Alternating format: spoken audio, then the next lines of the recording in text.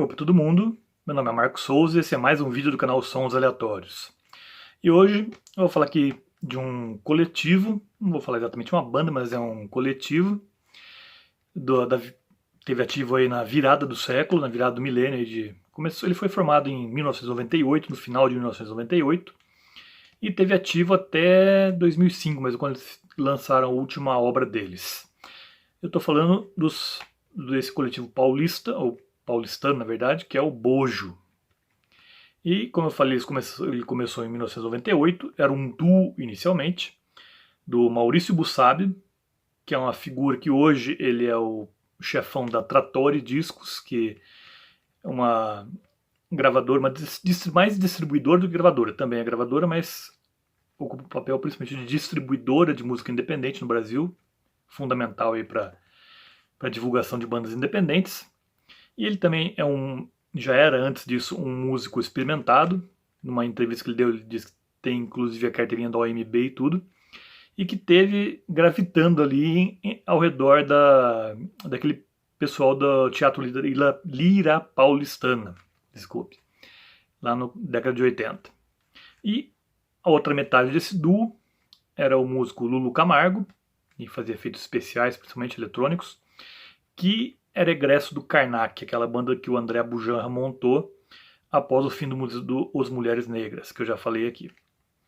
Então, os dois se uniram e em 1999 eles lançaram um álbum chamado simplesmente Bojo, que foi lançado inicialmente apenas como um MP3. Em 1999 o MP3 não estava em voga, mas eles já previam, já anteviam que seria o futuro da música. Algo que eu particularmente lamento, porque eu gosto muito de mídia física. Mas essas coisas são inexoráveis, não tem como você deter esse avanço.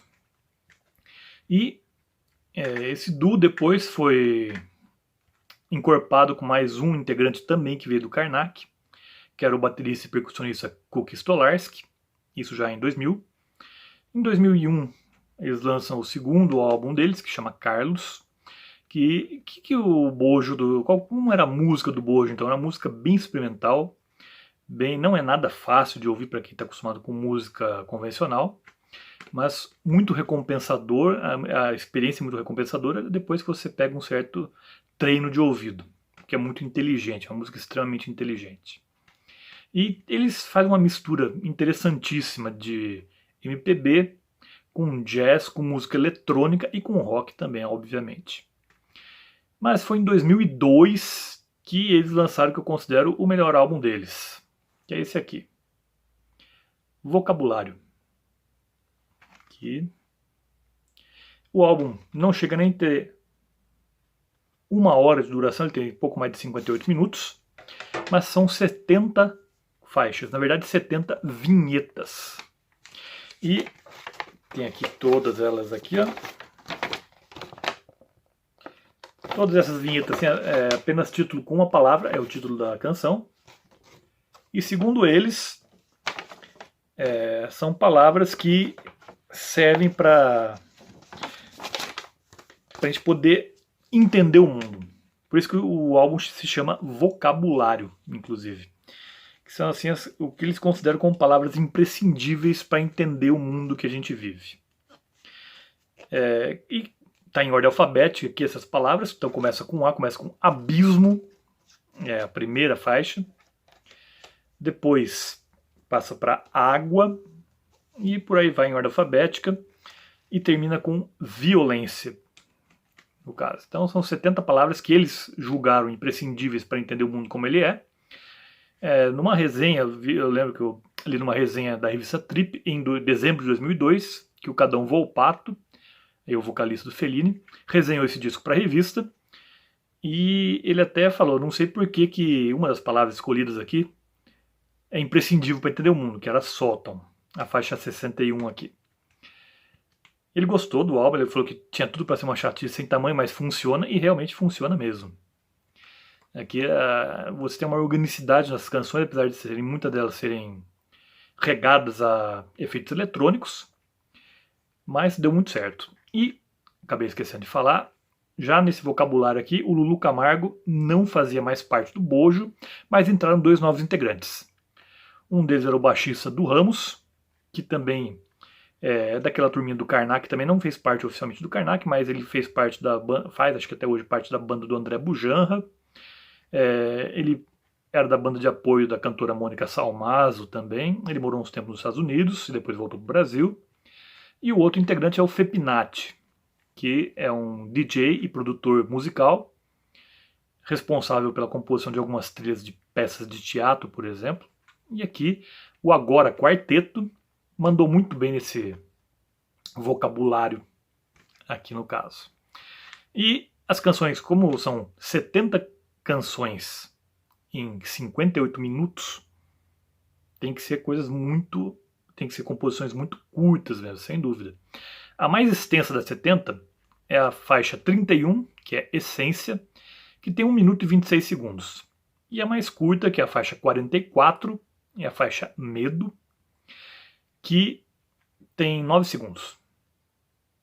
E consegue ser enigmática, porque a última praticamente tem alguns efeitos sonoros um pouco sinistros e depois uma frase enigmática, 15 de maio de 1944. Sabe-se lá por que dessa data.